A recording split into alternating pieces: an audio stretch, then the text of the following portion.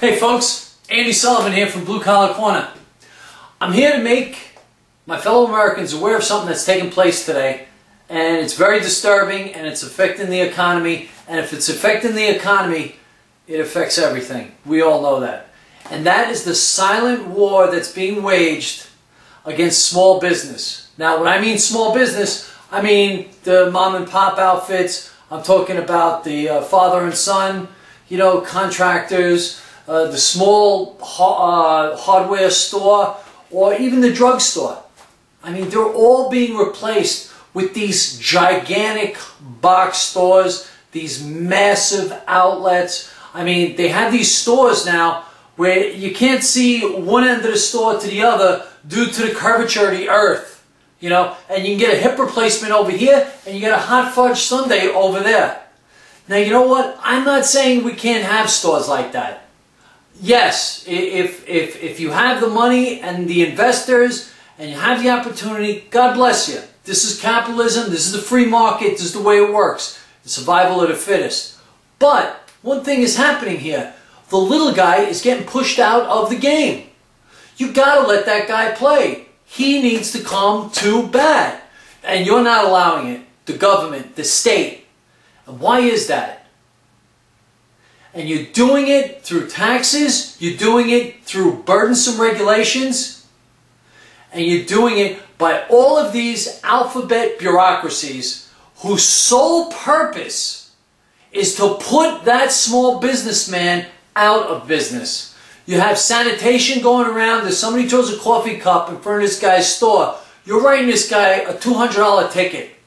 That's not his fault. You shouldn't be doing that. We have a department of traffic here that are like the Gestapo. Okay, if you have a route, a soda route or a chip route, and you got to do your deliveries from store to store to store, and you're killing yourself trying to turn a profit, and you got this guy shadowing you, every time now, you're not going to get a parking space for that massive truck of yours. Almost 9 times out of 10, you're going to have to double park and to run in, and you're going to drop off your delivery, and you're going to come back. And what happens? You'll always come out to a ticket. Now sometimes, a week or two of tickets, that's like $2,000, $3,000. That completely shatters your profit. And what are you doing now? Now you're just spinning your wheels. And this guy's going to get put out of business. And he's going to get gobbled up by some big, massive monster corporation that's going to just take over his business. They're going to do it cheaper, and they're going to have cheaper labor. And the little guy's not going to get a chance to play the game. He's not going to get a chance to work his way up, maybe to the next level. Now, I'm not saying everybody needs this opportunity, but what about that piece of America that seems to be in decline? And that, what I'm talking about, is the American dream. That's what brought my father here. That's what brought millions of immigrants here from other countries. They wanted a piece of that American dream. And right now, it is being decimated. Now, this administration is absolutely doing the worst, most horrendous damage to it, more so than the last several. But you know what? We can't put the whole blame on him. And we also got to put it on local governments, because it's the local governments that put in those local laws that hurt the businessmen. I used to have this nice little gin mill. Nice corner bar. It was great. I had a day crowd. During the day, guys used to come in at 8 o'clock, do their little shots and beers, drink till 5 o'clock. And then I would have the night crowd come in. The young guys, they were loud, they had fun, nobody got hurt. It was a great business. It went on for a long time. All of a sudden, the health department comes in one day. And a woman comes in and starts writing me a ticket. I says, "Madam, excuse me, what are you doing? What are you writing me a ticket for?" I have my liquor license displayed. I have all my signs, you have to wash your hands, you have to do this, you have to do that. I said, "What are you writing me a ticket for?"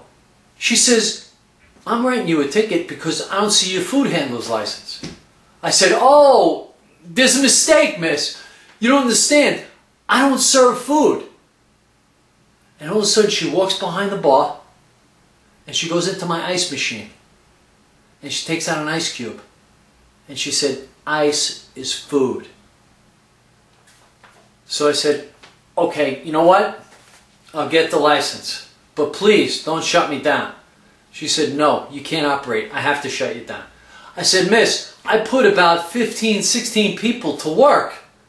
Now you're telling me I got to stop? I got to go to school for 2 weeks to get this food handler's license? I got to lose all this money? I'm going to lose my ability to pay the rent. Now I have to go into whatever meager savings I have. You're going to wipe me out. My beer bill is going to be due. My liquor bill is going to be due. The utilities are going to start piling up. She looked at me like, tough.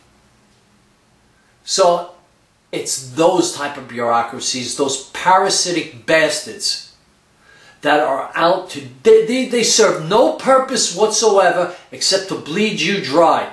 And let me tell you, these parking agents, you're going to read about me one day. Because these people, I was in my car. I was parked by a hydrant. Now, I was parked by a hydrant, my engine was still running, and I was in the car. And I started to see the traffic agent pull up next to me, and I spotted him. As I spotted him, I threw my car into gear to move away from the fire hydrant. What this guy did was, he pulled directly in front of me and blocked me, so I couldn't move from the fire hydrant. And he got out with his little machine and banged me out for the ticket. Now you see, that is uncalled for. And we got this Mayor Bloomberg, who's supposed to be friendly to business. He's anything but. He's a nightmare. He's a small business Nazi. Okay, he wants to, this guy lives in his own insane upper stratosphere world where everybody's a millionaire, and he tells people, take a vacation, relax, why are you getting so stressed out? Like any of us could go to the south of France and enjoy some wine and cheese in our villa. What an a-hole Bloomberg is. Okay? And he's completely disconnected with the people in New York. And I'm sure it's not just New York. I'm sure all the big cities this has happened everywhere.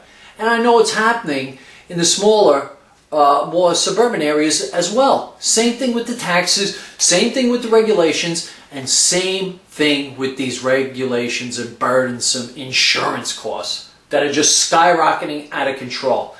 This administration is going to be about one thing. It's going to be about growth and cuts. And we have not seen those for a very long time. We need a leader who's going to go in there and is going to cut government.